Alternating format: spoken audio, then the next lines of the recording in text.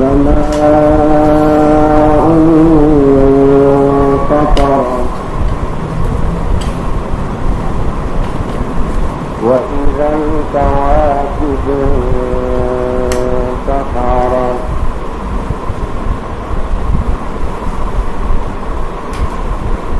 وإذا البحار سجرت وإذا القبور بعثرت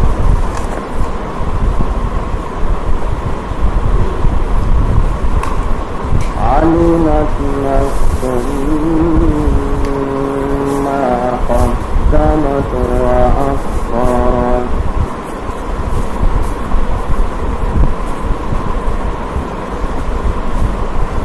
يا أيها الإنسان ما غرك بربك الكريم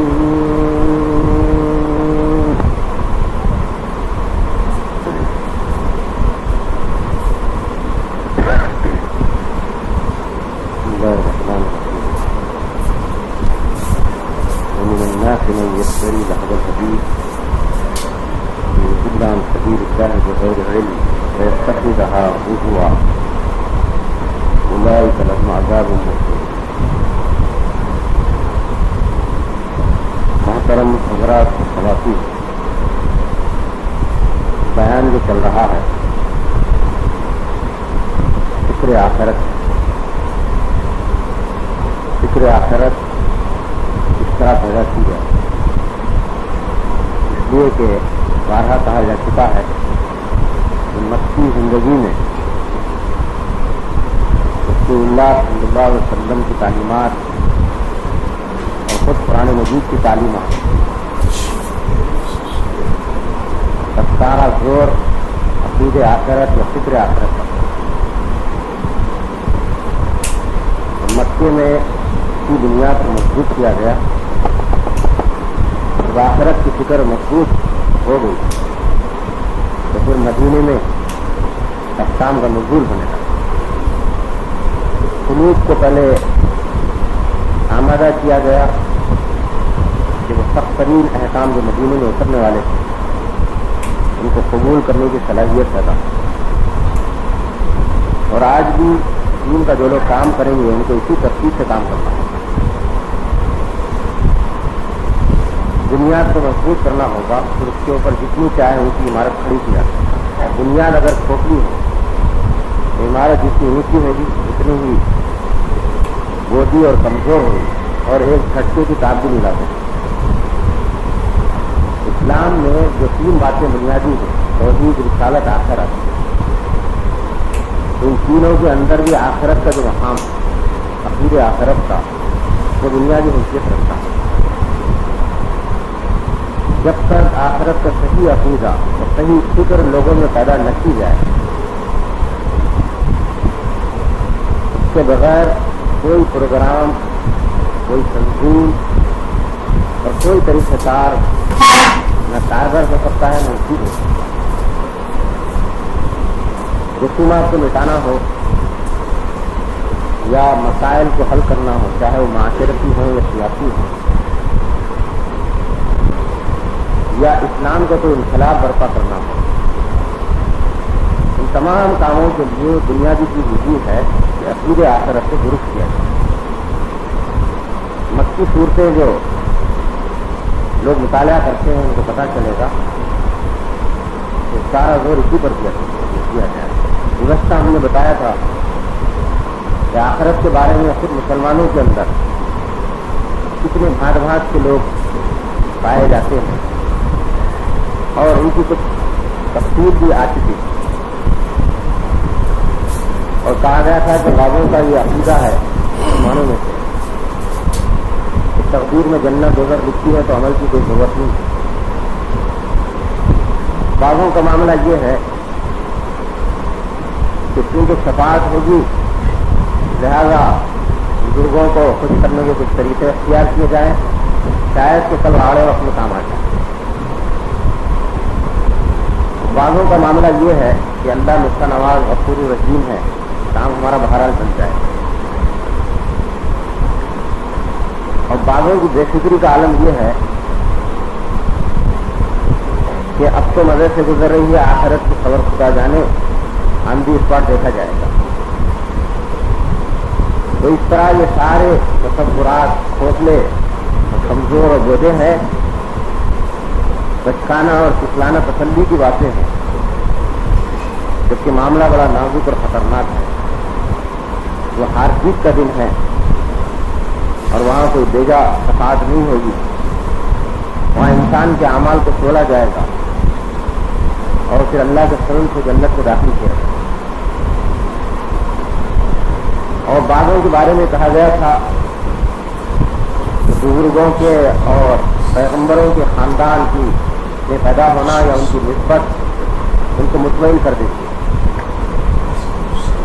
बागों के बारे में कुरान में बताता है कि हाजियों को पानी पिलाना, मस्जिद हराम की तामीर करना या छोटे मोटे दीन के काम करना और ये समझ लेना कि नजात के लिए काफी है, ये भी एक गलत तस्वुर है। कुरान ने इन तमाम तस्वुरात की तरजीह कर दी। तो सही बात यह है कि अमल किया जाए और अमल कर कर भी डरते रहें, फिक्रमंद रहें, बेफिक्र न रहें और उम्मीद अमल पर न रखें बल्कि अल्लाह के फजल पर रखें। शफाअत के भरोसे पर गुनाह करना बेहयाई और घटाई की बात है। अगर मामला ऐसा ही होता तो सहाबा कराम जिहाद क्यों करते और परेशान और फिक्रमंद क्यों होते? अगर सहाबा को सबक पढ़ाया जाता कि अल्लाह गफूर रहीम है तो इतनी तकलीफ क्यों होता? खुदा हुजूर सल्लल्लाहु अलैहि वसल्लम 23 साल तक मक्के और मदीने में जो तकलीफें आपने बर्दाश्त की, जो जिहाद आपने किया, उसकी जरूरत क्यों पड़ती? हमारी शरीयत की बुनियाद बेफिक्री पर नहीं है, शफाअत के गलत तस्वुर पर नहीं है, नुक्ता नवाजी पर नहीं है और तकदीर के भरोसे पर बेअमली पर नहीं है, बल्कि शरीयत की बुनियाद अमल पर है। जब कुरान उतर रहा था तो कुछ लोगों ने कसमें खा करके अपने ईमान का सबूत दिया था, दावा किया था। तो अल्लाह ताला ने आयत नाज़िल फरमाई, खुल्ला तुस्लिमु ताअतुम मारूफ का कसमें मत खाओ, तुम्हारी इताअत का हाल मालूम है। लोग कसम खाने लगे कि अल्लाह के रसूल अब तो हम जिहाद में शरीक नहीं हुए, लेकिन आइंदा कभी मौका आएगा तो खुदाई कसम हम आपका साथ दें। तो अल्लाह ताला ने क्या जवाब दिया? वक़ुल अमलू, कहो मोहम्मद सल्लल्लाहु अलैहि वसल्लम अमल करके दिखलाओ। ये अमलू के अल्फाज याद रख लीजिए। वक़ुल अमलू, कहो मोहम्मद सल्लल्लाहु अलैहि वसल्लम अमल करो। फसयरल्लाहु अमलकुम व रसूलुहु वल मुमिनून, अल्लाह और अल्लाह का रसूल और सच्चे सहाबा तुम्हारा अमल देखना चाहते हैं। उस जमाने में लोग झूठी खस्में खाए, मोहब्बत का दावा किए, इस जमाने में क्यों नहीं हो सकता? आज भी लाखों मुसलमान हैं जो कसम खाते हैं, खुदा की कसम हुजूर की शान में गुस्ताखी बर्दाश्त नहीं करेंगे, गला कटवा देंगे, खुदा की कसम ऐसा कर देंगे वैसा कर देंगे। ये आयत कुरान की उनसे क्या कहती है कि कसमें खाने की जरूरत नहीं है, अमल करके दिखाओ। कितने हमने लोग हैं जो मजहब से जज्बाती लगाव रखते हैं, अल्लाह के रसूल से, दीन से जज्बाती लगाव रखते हैं। मसलन रसूलुल्लाह सल्लल्लाहु अलैहि वसल्लम से मोहब्बत का एक तरीका ये है कि अगर आपका फिल्म बनाया जाए तो मुसलमान बर्दाश्त नहीं करेंगे, लेकिन रसूलुल्लाह के अलावा कोई और फिल्म बनाया जाए तो बनाएंगे, सिनेमा कायम करेंगे, टिकट लेके देखेंगे और दिखाएंगे। लेकिन वो बर्दाश्त नहीं, ये सब कुछ बर्दाश्त है। ये माने ये है कि सिर्फ जज्बाती लगाव है मुसलमान। मस्जिद कितनी काबिल एहतराम चीज है, शराबी कबाबी भी एहतराम करता, मगर जज्बाती लगाव है। वो कैसे कि मस्जिद को अगर लाभ कर दिया जाए या शहीद कर दिया जाए तो कोई मुसलमान बर्दाश्त नहीं करेगा। ऐ मस्जिद तो शहीद होती है तो हम भी शहीद हो जाएंगे, लेकिन अगर हय्यालत सलाह कह के बुलाया जाए तो तुझे आबाद नहीं करेंगे। ऐ अल्लाह के रसूल सर कटा देंगे मगर 5 मरतबे मस्जिद में आके सर नहीं झुकाएंगे। जज्बाती लगाव है। कुरान ऐसे ही लोगों के बारे में कहता है कि मस्जिद की मोहब्बत, अल्लाह की मोहब्बत, रसूल की मोहब्बत जज्बाती नहीं होना चाहिए। अल्लाह, अल्लाह के रसूल, मस्जिद और दीन इस्लाम, कुरान, ये तमाम चीजें काबिल एहतराम, वाजिबुल एहतराम हैं, वाजिबुल तामील भी तो है। واجب الاحترام تو ہے ہی، لیکن واجب التعمیر بھی ہے. تو اس لیے آخرت کے بارے میں یہ کہنا کہ شفاعت ہو جائے گی، فلاں بچا لیں گے، فلاں کا دامن پکڑ لو، یہ سب غلط فہمی کی بات ہے. بنی اسرائیل یہود و نصارہ اسی خط میں مبتلا تھے کہ ہم انبیاء زادے ہم کو شفاعت کر کے بچا لیں گے. تو قرآن نے کہا اے بنی اسرائیل واتقوا یوما، اس دن سے ڈرو، لا تجزی نفس عن نفس شیئا ولا يقبل منها شفاعة ولا يؤخذ منها عدل ولا هم ينصرون. اے بنی اسرائیل، اے یہود و نصارہ، اے انبیاء کی اولاد، اے تورات اور انجیل کے حامل، اے موسیٰ اور عیسیٰ کے ماننے والوں، ڈرو اس دن سے کہ کوئی نفس کسی نفس کے ذرہ برابر کام نہیں آئے گا، نہ بیجا شفاعت ہوگی، نہ رشوت قبول کی جائے گی، نہ کسی اور طرف سے تمہاری مدد کی جائے گی. یہ بنی اسرائیل کو سنایا گیا. قرآن میں جو نفی ہے شفاعت کی وہ کافروں اور مشرکوں منافقوں کے لیے ہے. مسلمانوں اور مومنوں کے لیے تو شفاعت ہوگی، حدیث سے ثابت ہے. مگر صحابہ نے وہ مطلب نہیں لیا جو ہم لوگ لیتے ہیں، تو وہ شفاعت ہوگی تو انتظار کرو، عمل کی ضرورت نہیں. تو ایسے جھوٹے مدعیوں کے لیے، محبت کے دعوے داروں کے لیے قرآن کی کا ایک لفظ کافی ہے، اور وہ ہے قل اعملوا، کہو عمل کر کے دکھلاؤ. اگر اعملوا کے الفاظ کاٹ دیے جائیں تو پھر آدمی کے لیے حلال و حرام کی تمیز ختم ہو جائے گی اور دین کی عمارت پوری ختم ہو جائے گی. یہاں زور اسی پہ دیا جا رہا ہے کہ اعملوا، عمل کرو. شریعت کے احکام کی پابندی لازم ہے ہر ایک کے لیے، نہ کوئی صوفی مستثنا ہے، نہ ولی، نہ صحابی، نہ پیغمبر. اگر مستثنا کوئی ہو سکتا تھا عبادت سے تو وہ سب سے مقدس اور بزرگ ہستی جس کو محمد صلی اللہ علیہ وسلم کے نام سے یاد کیا تھا. مگر سب سے زیادہ مشقت، مصیبت اور ذمہ داری آپ ہی پر ڈالی گئی. دراحانے کے اگلے اور پچھلی خطاؤں کو آپ کی معاف کر دیا گیا تھا. اور عائشہ صدیقہ نے کہا بھی کہ اتنی تکلیف اللہ کے رسول آپ رات بھر اٹھاتے ہیں اور پیر متورم ہو جاتے ہیں، جبکہ اگلے پچھلے خطائیں معاف ہو چکی ہیں آپ کی، آپ تو پہنچے ہیں، آپ کو کیا ضرورت ہے اتنی تکلیف اٹھانے کی. تو فرمایا افلا اکون عبدا شکورا، اے عائشہ کیا میں اللہ کا شکر گزار بندہ نہ بنوں. یہ ہے مذہب کی تعلیمات. اعملوا، عمل کرو. پھر اس عمل کا معیار کیا ہے؟ فسيرى الله عملكم ورسوله والمؤمنون. اللہ تمہارا عمل دیکھنا چاہتا ہے، اللہ کے رسول دیکھنا چاہتے ہیں، اور سچے صحابہ تمہارا عمل دیکھنا چاہتے ہیں. لا تقسموا، خصمیں مت کھاؤ، طاعت معروف ہے، تمہاری اطاعت کا حل معلوم. تو کون تھے خصمیں کھانے والے؟ وہ لوگ تھے کہ آمنا بافواہہم ولم تؤمن قلوبہم، منہ ان کے ایمان لائے تھے اور اللہ تعالیٰ کہتے ہیں کہ دل ایمان نہیں لائے تھے. زبان سے محبت کا دعویٰ کرتے تھے اور ایمان قلوب کی گہرائیوں میں اترا نہیں تھا. ولما يدخل الایمان فی قلوبکم آمنا بافواہہم ولم تؤمن قلوبہم. زبان سے آمنا کہتے تھے اور قلوب کے اندر ایمان گھسا نہیں تھا، داخل نہیں ہوا. اور آج بھی بہت سے مسلمانوں کا یہی حال ہے. زبان سے تو بہت دعوے ہیں لیکن دل کے اندر اسلام اگر اترا ہوتا تو ان کی عملی زندگی کچھ اور ہی ہوتی. کیا آخرت کو ماننے والا اور نہ ماننے والا دونوں برابر ہو سکتے ہیں؟ کیا نمازی اور بے نمازی برابر ہو سکتے ہیں؟ کیا شراب پینے اور نہیں پینے والا برابر ہو سکتے ہیں؟ کیا اللہ اور دوزخ سے ڈرنے والا اور اللہ اور دوزخ سے بے نیاز کیا دونوں برابر ہو سکتے ہیں؟ کیا فاسق اور مومن اطاعت گزار برابر ہو سکتے ہیں؟ کیا علم کی بنیاد پر عمل کرنے والا اور جہالت میں مست اور جہالت کے غفلے میں، جہالت اور غفلت میں جو شخص مخمور ہوتا ہے، دونوں برابر ہو سکتے ہیں؟ قرآن اس کی نفی کرتا ہے. قرآن کی آیت سنیے، لا یستوی اصحاب النار و اصحاب الجنہ. اصحاب الجنہ اور اصحاب النار یعنی جنت اور دوزخ والے برابر نہیں ہو سکتے. قل هل يستوي الذين يعلمون والذين لا يعلمون. کہو محمد صلی اللہ علیہ وسلم، کیا علم والے اور جاہل دونوں برابر ہو سکتے ہیں؟ افنجعل المسلمین کالمجرمین.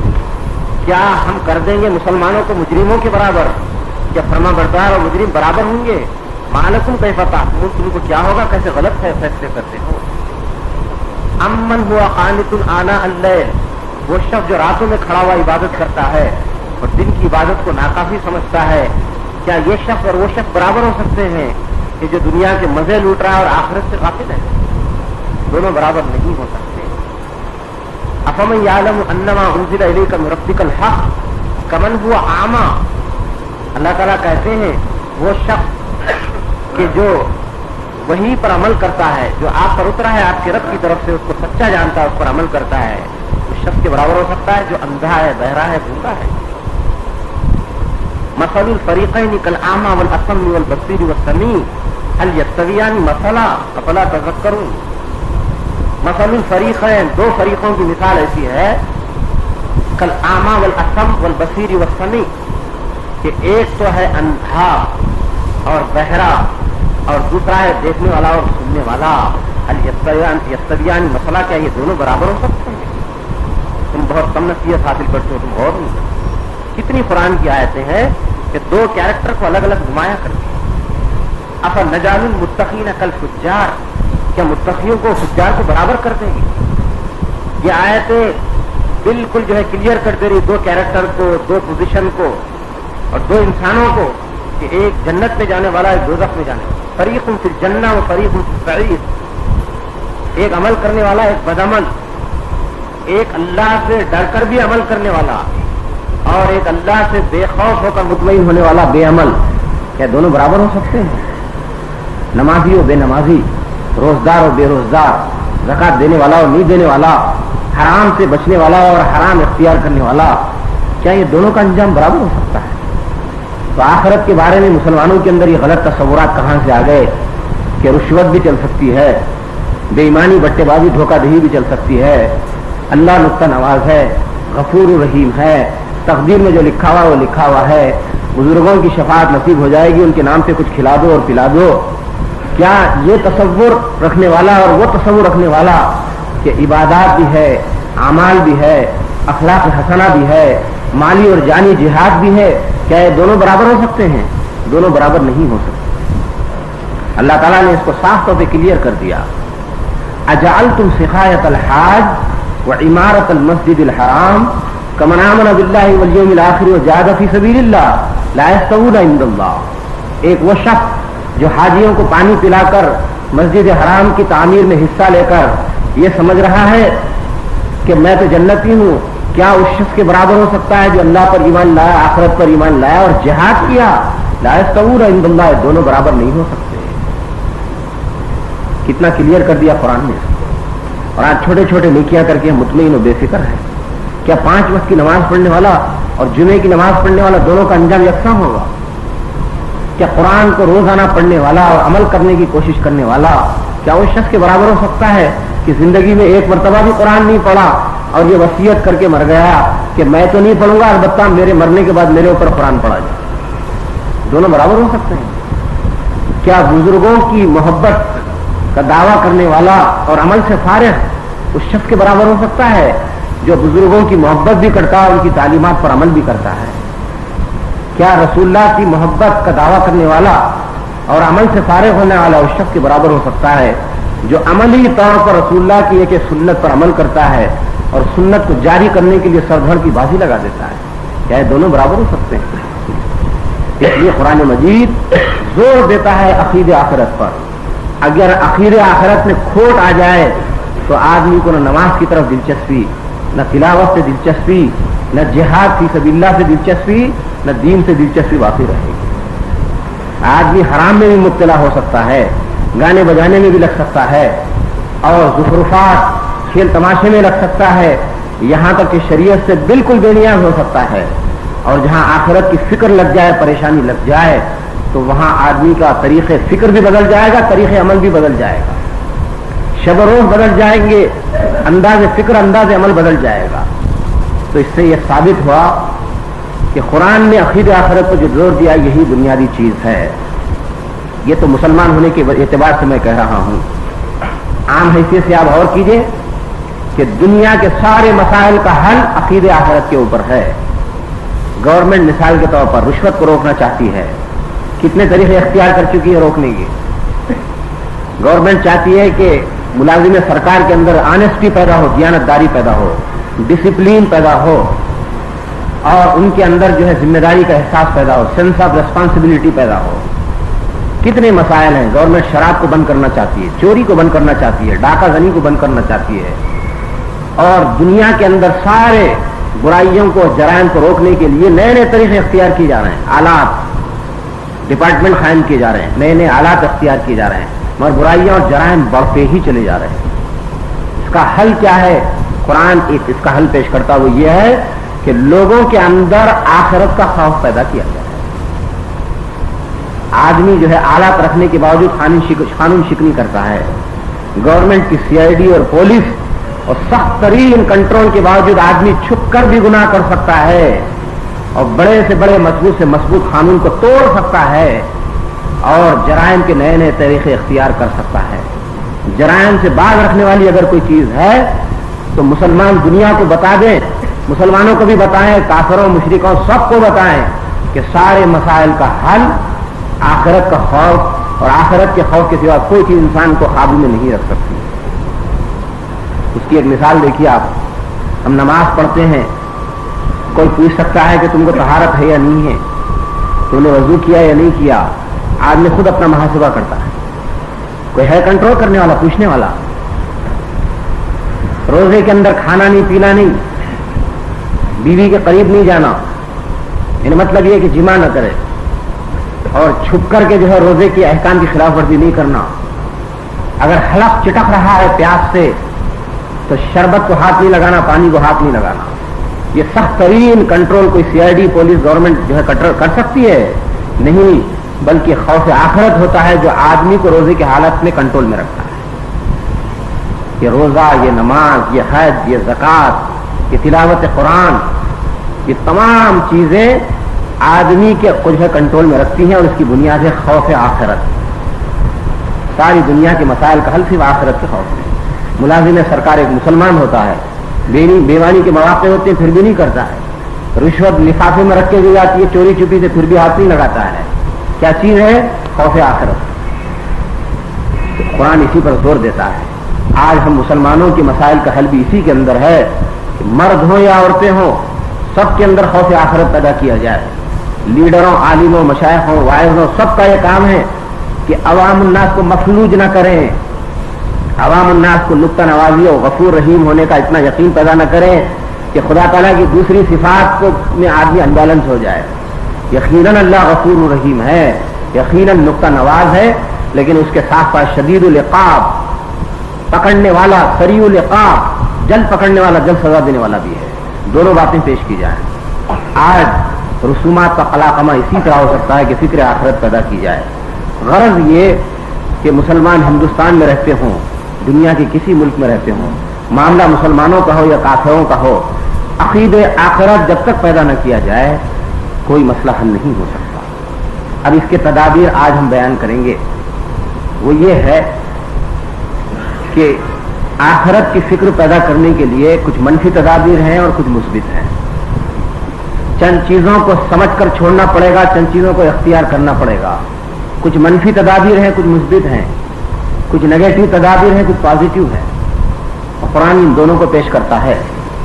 پہلے ہم منفی تدابیر پیش کریں گے، چند چیزوں کو چھوڑنا پڑے گا۔ مثلا لغویات، گانا بجانا، فلم، ٹی وی، ناول، افسانے، مشاعرے، ان تمام چیزوں کو چھوڑنا پڑے گا کیونکہ یہ انسان کو آخرت سے غافل کرتی ہے۔ اب اس کی تفصیل سنیے، پہلے غلط فہمی کو رفع کیجیے۔ بہت سے مسلمانوں کے ذہن میں یہ بات بیٹھی ہوئی ہے کہ جن چیزوں کا ہم نے ذکر کیا ہے یہ قرآن میں نہیں پائی جاتی، بلکہ لوگ اس سے بھی آگے بڑھ کے بات کہنے لگے کہ پردہ جو ہے پردے کی پابندی قرآن میں کہاں لکھی ہوئی ہے، کہ پردہ کرو کہاں لکھا ہوا ہے، 5 نمازیں پڑھو قرآن میں کہاں لکھا ہوا ہے، شراب حرام ہے کہاں لکھا ہوا ہے۔ اچھے اچھے ذہنوں کے اندر یہ بات بیٹھی ہوئی ہے، اور کالجوں کے پروفیسر اور لیکچرر ایسی باتیں کرتے ہیں، حرام کہاں لکھا ہوا ہے۔ تو سوچنے اور سمجھنے کی بات یہ ہے کہ بعض جگہ حرام کے الفاظ لکھے ہوئے نہیں ہیں، لیکن قرآن کو سمجھا نہیں جا سکتا جب تک کہ اس کی گائیڈ، اس کی شرح یعنی محمد صلی اللہ علیہ وسلم سے مدد نہ لی جائے۔ وَأَنزَلْنَا إِلَيْكَ الذِّكْرَ لِتُبَيِّنَ لِلنَّاسِ، ہم نے ایک ذکر قرآن اتارا ہے تاکہ محمد صلی اللہ علیہ وسلم آپ اس کی شرح کریں، اس کی وضاحت کریں۔ محمد صلی اللہ علیہ وسلم نے بتایا کہ اللہ نے تو کہا نماز پڑھو، لیکن میں تم کو بتاتا ہوں کہ 5 نمازیں پڑھو اور اس طریقے سے پڑھو۔ قرآن نے کہا زکات دو، محمد صلی اللہ علیہ وسلم کہتے ہیں کہ اللہ نے تو صرف زکوٰۃ کا حکم دیا، لیکن میں تم سے کہتا ہوں کہ زکوٰۃ 2.5% نکالو اور فلاں نکالے اور فلاں نہ نکالے، فلاں کو دی جائے فلاں کو نہ دی جائے۔ شراب کے بارے میں کہا گیا کہ پرہیز کرو، لیکن محمد صلی اللہ علیہ وسلم نے بتایا شراب کا ڈھونے والا، شراب کے کاروبار کرنے والا اور شراب کے جتنے متعلقات ہیں، یعنی اس کا پینا پلانا بیچنا، تمام چیزوں پر کو حرام کیا اللہ نے، اور محمد صلی اللہ علیہ وسلم نے کہا کہ ان سب پر اللہ کی لعنت ہو۔ پھر پردے کی تفصیلات محمد صلی اللہ علیہ وسلم نے بتائی۔ غرض یہ کہ آپ صرف قرآن کے الفاظ کو دیکھ کر کے حکم نہ لگائیں جب تک کہ اس کی شرح اور گائیڈ یعنی حدیث کو نہ دیکھیں۔ لوگ پوچھتے ہیں کہ گانا حرام قرآن میں کہاں لکھا ہوا ہے، اور یہ ٹی وی اور اس کے اوپر ناچ اور یہ فلم اور اس قسم کی جو چیزیں ہیں یہ حرام کہاں لکھی ہوئی ہیں۔ ہم کہتے ہیں کہ یہ سب چیزیں حرام ہیں، اس کا ثبوت ابھی ہم فراہم کرتے ہیں قرآن سے بھی حدیث سے بھی، اور آپ سے یہ عرض کریں گے کہ ان چیزوں کو جب تک مسلمان چھوڑیں گے نہیں ان میں آخرت کا خوف نہیں پیدا ہوگا، اور جب تک آخرت کا خوف پیدا نہیں ہوگا اللہ کی رحمت کا نزول نہیں ہوگا۔ ہم نے تلاوت کے بعد ایک آیت پڑھی، 21واں پارہ ہے، سورہ لقمان کی آیت ہے، سورہ لقمان کے پہلے رکوع میں۔ عورتیں بھی اس کو نوٹ کر لیں، مرد بھی نوٹ کر لیں، اور خاص طور پہ نوجوان نوٹ کریں۔ 21واں پارہ سورہ لقمان کا پہلا رکوع، وَمِنَ النَّاسِ مَن يَشْتَرِي لَهْوَ الْحَدِيثِ، لوگوں میں کچھ وہ ہیں کہ جو لہو الحدیث کو خریدتے ہیں، اور لہو الحدیث کی ابھی تشریح آتی ہے۔ لوگوں میں کچھ وہ ہیں جو لہو الحدیث کو خریدتے ہیں، لِيُضِلَّ عَن سَبِيلِ اللَّهِ، تاکہ اللہ کے راستے سے، قرآن سے، دین سے ہٹائیں، لوگوں کو گمراہ کریں، وَيَتَّخِذَهَا هُزُوًا، اور اللہ کی باتوں کو ٹھٹا اور مذاق ٹھہراتے ہیں۔ اولئک لہم عذاب مہین، ایسے لوگوں کے لیے ذلت کا عذاب تیار ہے۔ آیت کا خلاصہ کیا ہوا کہ بعض لوگ اللہ کی آیتوں کو مذاق ٹھہراتے ہیں، وَيَتَّخِذَهَا هُزُوًا، لہو الحدیث کو خریدتے ہیں، ایسے لوگوں کے لیے دردناک عذاب ہے، ذلت کا عذاب ہے۔ اب یہ لہو الحدیث کی تشریح سنیے۔ حدیث کے معنی بات کے آتے ہیں، اور لہو کا لفظ جو ہے لغو کے لیے آتا ہے، اردو میں آتا ہے لہو العیب، لغویات۔ لہو الحدیث کو خریدتے ہیں، یعنی کس چیز کو خریدتے ہیں اس کی تشریح سنیے۔ حدیث میں آتا ہے کہ لہو الحدیث سے مراد ہے ڈھول طبلہ گانا بجانا، اور قرآن میں اس کے لیے دوسرا لفظ ہے لہو، لہون و لہون، لعیبن بھی ہے، لعیبن کے معنی کھیلنا، لہون کے معنی لغویات، بے حیائی فحش کام، اور لہون کے معنی ایسی چیز کو بولتے ہیں کہ جو کسی چیز سے غافل کر دے۔ لہو الحدیث کے معنی وہ باتیں، وہ پروگرام، وہ چیزیں اور وہ طریقے جو دین سے، اسلام سے، قرآن سے یا اللہ کی یاد اور عبادت سے انسان کو ہٹا دے اور غافل کر دے۔ جیسے کہتے ہیں کہ لاہیۃ قلوبہم، ان کے دل لاہیہ ہو گئے، یعنی غافل ہو گئے۔ تو لہون کے معنی وہ چیز جو غافل کر دے اللہ کی یاد سے، اللہ کے ذکر سے، اللہ کی عبادت سے۔ لہو الحدیث کے اندر وہ ساری باتیں شامل ہیں جو اللہ کے دین سے، اللہ کے ذکر سے غافل کرتے ہیں۔ لہو الحدیث سے پہلے جو آیتیں سورہ لقمان کی ہیں اس میں قرآن کا ذکر ہے۔ قرآن کے مقابلے میں لہو الحدیث کو پیش کیا کہ ایک طرف سے قرآن ہدی و رحمت للمحسنین، ہدایت اور رحمت ہے، اس کے مقابلے میں پیش کیا لہو الحدیث کو۔ تو اب دونوں باتوں کو سامنے رکھنے سے نتیجہ یہ نکلا کہ بعض لوگ وہ ہیں اللہ تعالیٰ شکایت کرتے ہیں کہ قرآن جو ہدایت و رحمت ہے اس کو چھوڑ کر کے لہو الحدیث کو خریدتے ہیں۔ اور کیوں خریدتے ہیں؟ لِيُضِلَّ عَن سَبِيلِ اللَّهِ، تاکہ اللہ کے راستے سے غافل کریں، ہٹا دیں، گمراہ کر دیں۔ وَيَتَّخِذَهَا هُزُوًا، اور اللہ کی آیتوں کو ٹھٹا ٹھہراتے ہیں۔ اب اس کے اندر ہمیں آپ سے یہ بھی عرض کریں گے کہ مومن کے جو صفات قرآن میں بیان کی گئی، ایک صفت یہ بھی ہے کہ وہ لغویات سے، لہو سے پرہیز کرتے ہیں۔ وَالَّذِينَ هُمْ عَنِ اللَّغْوِ مُعْرِضُونَ، مومن لغویات سے پرہیز کرتے ہیں۔ وَالَّذِينَ لَا يَشْهَدُونَ الزُّورَ، جو جھوٹ کی گواہی نہیں دیتے اور جھوٹے باتوں میں، جھوٹے کاموں میں شراکت نہیں کرتے، شرکت نہیں کرتے۔ اور ایک گانے، گندے محفلیں مجلس جنت کے اندر نہیں ہوں گی، جبکہ حوریں ہوں گی، جبکہ شراب طہور ہوں گی، سارے چیزیں ہوں گی، اس کے باوجود لڑائی جھگڑا جھوٹ اور اس قسم کی باتیں جنت کے اندر نہیں ہوتی۔ تو لغویات سے پرہیز کرنا مومن کی مستقل صفت قرآن بیان کرتا ہے۔ اب لہو الحدیث کو خریدنے سے کیا مراد ہے؟ میں آپ سے عرض کروں گا کہ قرآن میں نہ صرف گانے بجانے کا ناچ کا ذکر ہے، بلکہ میں آپ سے عرض کروں گا کہ قرآن ایک آدمی کا پتہ دیتا ہے جس نے ان چیزوں کو باضابطہ شکل دے کر کے قرآن کے مقابلے میں ایک محاذ قائم کیا، اور اس کا صحرا اسی کے سر ہے۔ مثلا حدیث میں آتا ہے کہ معراج میں رسول اللہ صلی اللہ علیہ وسلم نے ایک شخص کو دوزخ میں دیکھا کہ وہ اپنی آنتوں سمیت دوزخ کے اندر اپنی آنتوں کو گھسیٹتا ہوا چل رہا تھا۔ یہ وہ شخص تھا جس کے بارے میں حضور فرماتے ہیں کہ عرب میں سب سے پہلے بت پرستی کا رواج اس نے دیا، اس کو اللہ تعالیٰ نے قیامت میں دوزخ میں حضور کو دکھلایا کہ جتنی بت پرستی بعد میں ہوتے رہے گی یہ اس کے اعمال نامے میں درج ہوتے رہے گی۔ بالکل اسی طریقے سے گانا بجانا اس قسم کی لفظیات کا جو صحرا جس کے سر ہے وہ مکے کا ایک رئیس ہے جس کا نام مفسرین نے لکھا ہے نذر بن حارث، تفہیم القرآن نے اس کو نقل کیا، معارف القرآن مفتی شفیع صاحب نے نقل کیا، شبیر احمد عثمانی نے نقل کیا، ابن کثیر نے نقل کیا، تفسیر حقانی نے نقل کیا، تفسیر مظہری نے نقل کیا، تمام مفسرین نے نقل کیا ہے کہ مکے میں ایک شخص تھا نذر بن حارث، اس نے کیا کیا کہ دیکھا کہ محمد صلی اللہ علیہ وسلم کا کلام، اللہ کا کلام، محمد صلی اللہ علیہ وسلم کی بات آگے بڑھ رہی ہے، لوگ قرآن کو سن کر مسلمان ہو رہے ہیں، متاثر ہو رہے ہیں، تو اس نے ایک مرتبہ کہا کہ لوگوں تم قرآن کیا سنتے ہو اور کیا مصیبت میں پڑھتے ہو؟ محمد صلی اللہ علیہ وسلم کہتے ہیں کہ نماز پڑھو، روزہ رکھو، جہاد کرو، آؤ میں تم کو اس سے اچھا کلام سناتا ہوں۔ چنانچہ وہ شخص ایک محاذ قائم کیا باضابطہ، اور اس نے ان تمام چیزوں کو رواج دیا، گانے بجانے کو، اور باندیوں اور لونڈیوں کو خرید کر کے لوگوں کو گانے سناتا تھا۔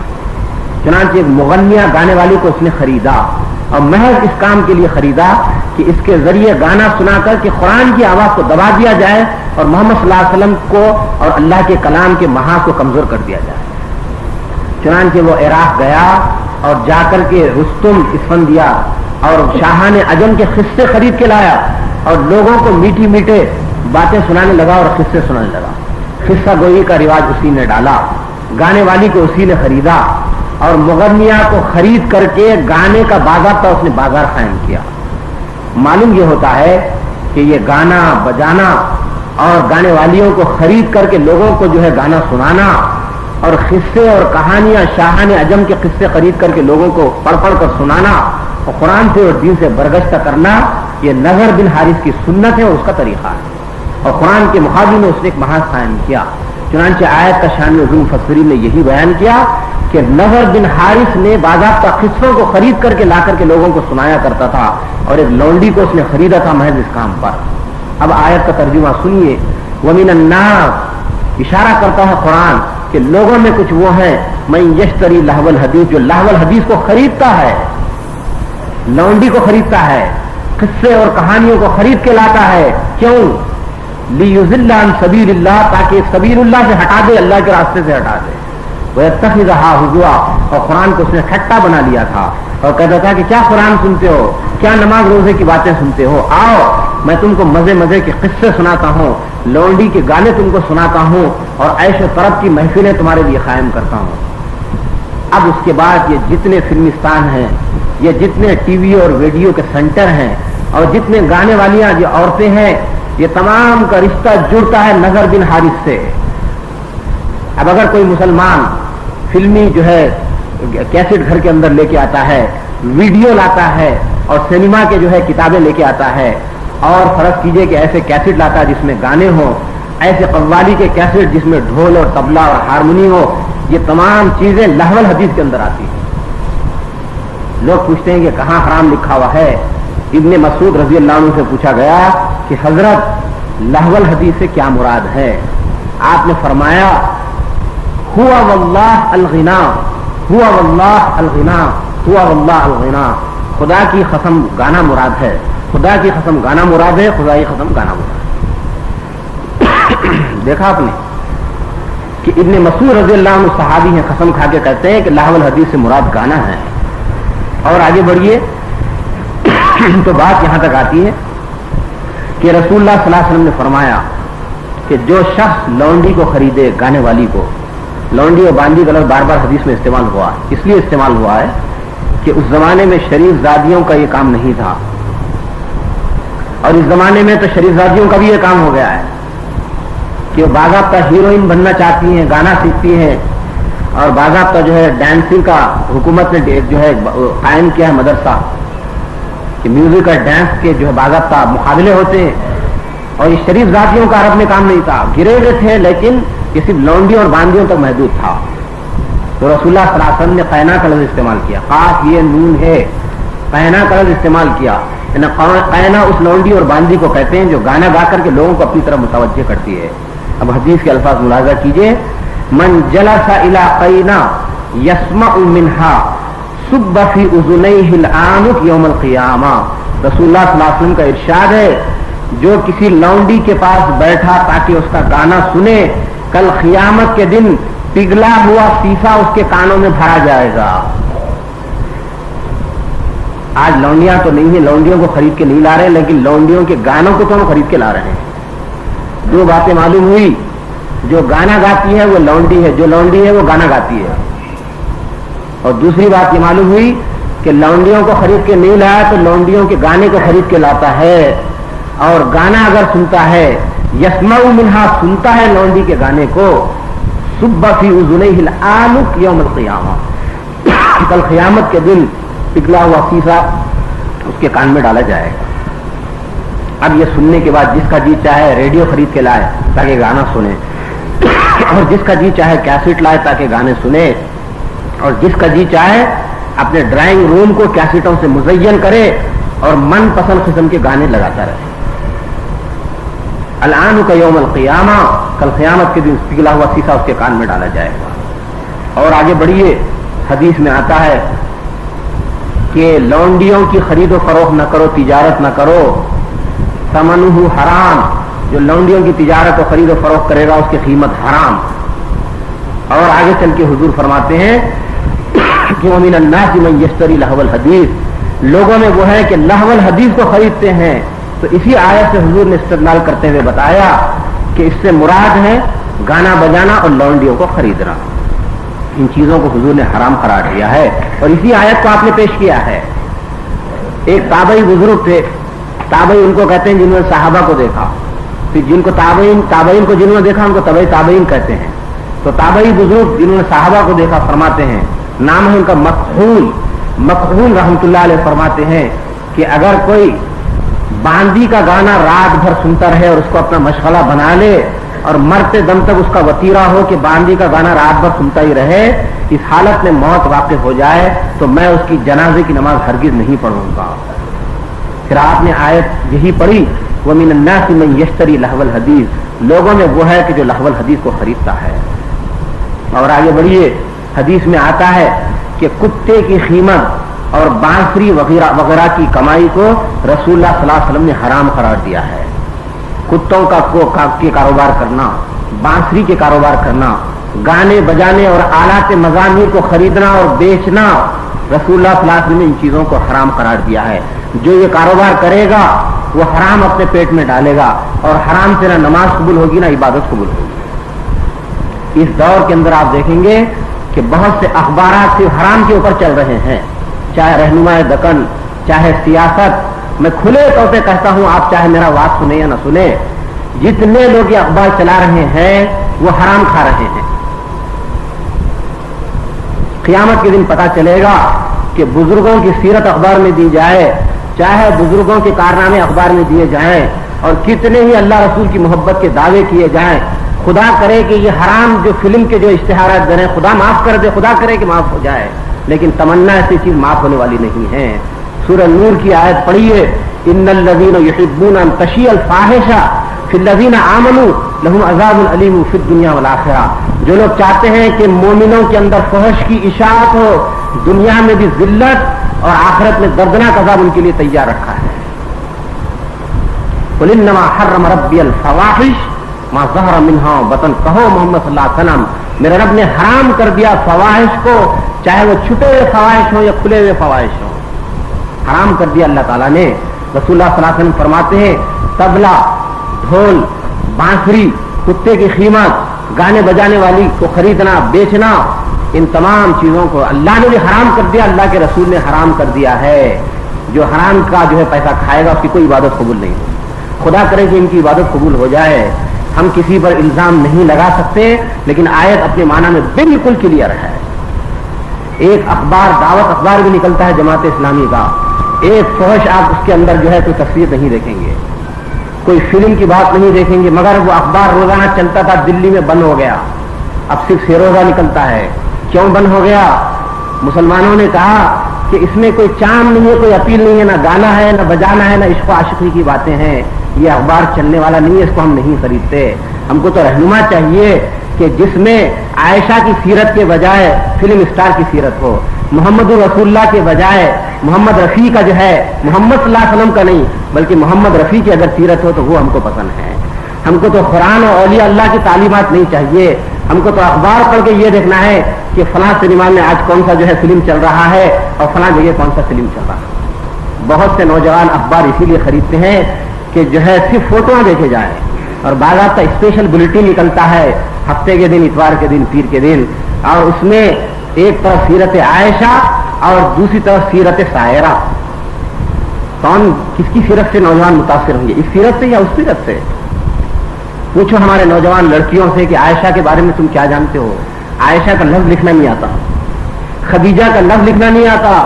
پوچھو ان ماں اور بہنوں سے کہ محمد صلی اللہ علیہ وسلم کی بیویوں کی تعداد کتنی ہے، عائشہ اور فاطمہ کی سیرت یہ ہے کیا ہے، وہ کہیں گے کہ آئی ڈونٹ نو سوری۔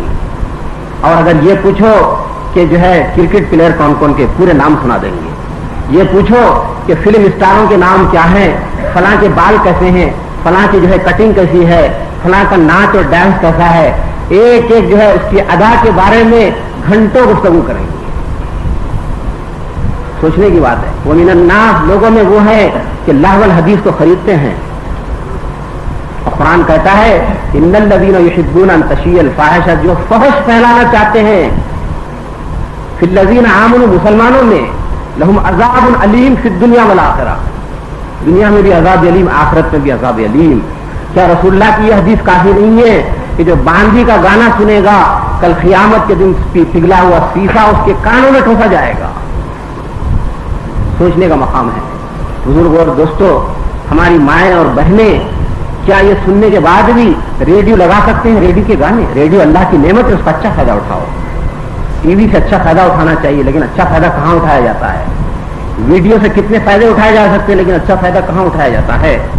آج مسلمان ملکوں کے اندر ایک ایک گھر کے اندر ویڈیو اور بلو فلم، اس میں میاں اور بیوی کے ناجائز تعلقات بتائے جاتے ہیں، اور رات بھر نوجوان دیکھتے ہیں۔ ادھر مکہ ہے، ادھر مدینہ ہے، نہ مکے کا احترام نہ مدینے کا احترام۔